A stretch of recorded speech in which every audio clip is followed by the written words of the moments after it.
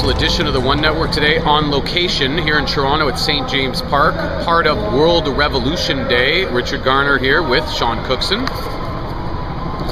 And pretty incredible day. We've been talking a lot on the One Network up to this point about transformational times that we're in. And we've even had some conversations with people about, you know, where is this new 60s? When is that going to happen? Well, it's happening. The genie is out of the bottle. Today, 900 cities across the planet, 82 countries are going to be participating in this. This is Toronto. There's a few thousand people here right now. So we're going to check it out. We're going to talk to some people, try to take the temperature, see what's going on. But regardless, this has to be looked at, I think, as a positive development.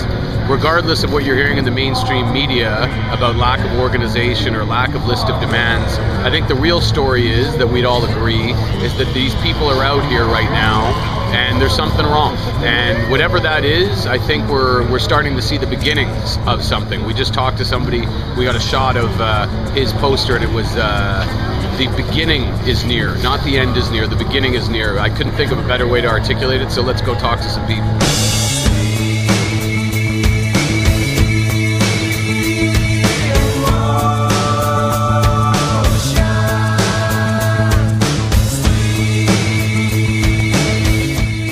Benefits that I had as a young person are not available to people who are coming of age today. I was able to graduate debt-free from university. I was able to get into the work of my choice very quickly and straightforwardly. I was able to afford a home paying about a quarter of my income, and I was not necessarily high paid. These are opportunities that are simply not possible for this generation. We're both here for the same reasons. That's because we want the same opportunities that our parents had, and we want those for our kids as well. Now that there's social networking and all that, companies are trying to stay in touch with their consumers. So demonstrations like this, when there's thousands of people here, they know this is an issue. They know they have to focus on this type of stuff. And I think it's gotten to a point where everybody is affected, and everybody has to realize they have a voice, and they have a bigger voice when they gather together like this. I think it's gotten to the point where everyone's a little frustrated with the current political system we have. Everyone realizes that it's not in our interest anymore, and it's not supporting the people. So we're doing it through different ways like this, through social media organizing. We're getting the people together to really make a change and show them that we're not asleep. We know what's going on, and we want to make a change. Like with Wall Street, the amount of turnout they got now, I think people are seeing that that's good on the news, things like that. Like a blog isn't going to necessarily make it in mainstream media, but if you have that big of a gathering, you're going to get noticed. So people, I think, are going to start to turn out more to this stuff. I think the different thing about this movement, rather than other protests, is most protests you get 5 minutes on the nightly news. This is a constant occupation, consistent, and it shows people are committed to a cause rather than just showing up for a day or clicking like on Facebook. No one came to Wall Street with a book that said, hey, here, I have a reform, let's see if this works. Yeah. Nobody ever said that. What they said was, hey, we obviously we need a reform. We don't know what it is, nobody knows what it is, but look at what we can do, just a bunch of people standing on the street working together. What I want to do is try to use the jobless to put power in to try to push the government into supporting innovation. I'm pushing hard to get innovation as job creation. So by using new ideas, new concept, and creating these jobs for the local or the international market.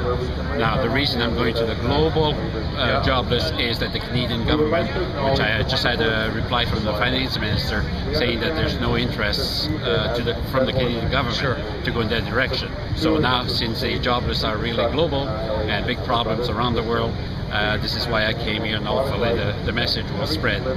And the economy is global. The economy is global now, and Canada has not had the shock yet, but the shock is coming because our customers just don't have the money anymore, and the money is drying out.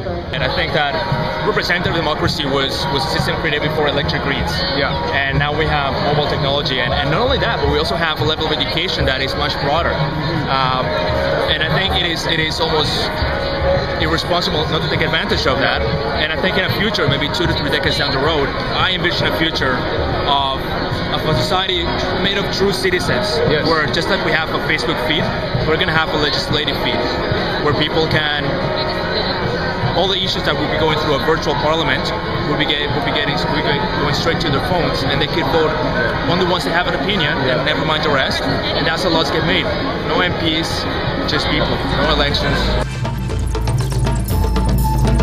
I have no idea whether or not the whole collective humanity as a whole can jump together and all actually work together to provide sustainability and provide a system that actually cares about all its members.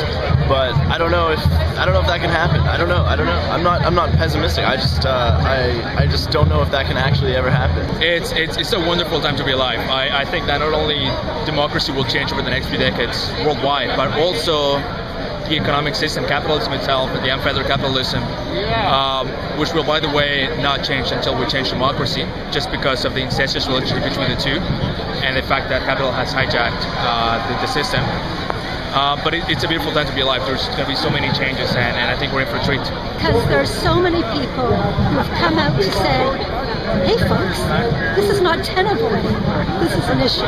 And to me, that alone gives me a great deal of hope. So there you have it. October 15th, 2011, World Revolution Day to some, Occupy Toronto and the rest of parts of the world for others. What will we take away from this? Well, we're not going to know. As they say, only time will tell. Will this be looked back at as an historic day? As we talked about at the beginning of this report, the beginning is near. There's a feeling that there is something happening. Obviously, a lot of people talking about that across the world. And we talked to a lot of different people with a lot of different opinions, but the one thing that seems to stand out is that there are things that are wrong. The people are now standing up, and it feels like a spark might have been lit. So who knows? But as far as us here at the One Network, I leave here today encouraged, inspired, and optimistic. Richard Garner and Sean Cookson for the One Network. Thanks for watching. Thanks for listening.